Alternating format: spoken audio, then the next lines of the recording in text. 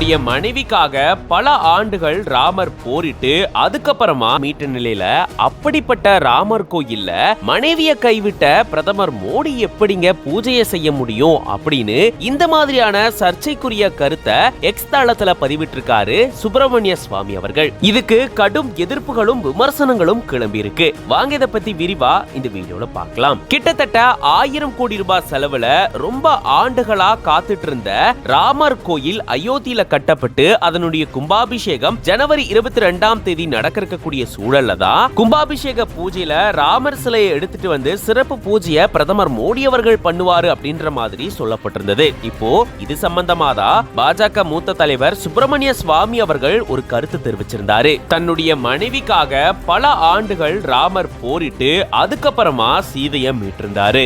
இந்த சூழல்ல அப்படிப்பட்ட ராமனுக்காக கட்டப்பட்டிருக்கக்கூடிய இந்த பிரம்மாண்ட கோயில் கும்பாபிஷேகத்துல சிறப்பு பூஜையில மனைவியை கைவிட்ட பிரதமர் மோடி எப்படி பங்கெடுத்துக்க முடியும் அப்படின்ற மாதிரி சர்ச்சைக்குரிய கருத்தை தான் சுப்பிரமணிய சுவாமி அவர்கள் போட்டிருக்காரு. இதுக்கு கடுமையான கண்டனங்களும் விமர்சனங்களும் சமூக வலைதளங்கள்ல எழுந்திருக்கு. இது பத்தின உங்களோட கருத்துக்களை கமெண்ட்ஸ்ல சொல்லுங்க.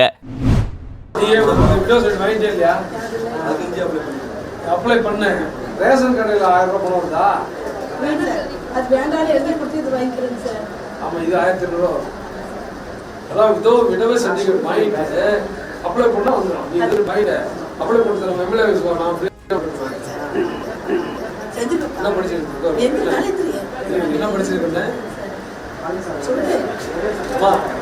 ஏதோ ஒரு வேலைங்கிறது முதலமைச்சராலே முடியாது. சொல்றது கேட்க ஏதோ ஒரு வேலைங்கிறது முதலமைச்சராலே முடியாது.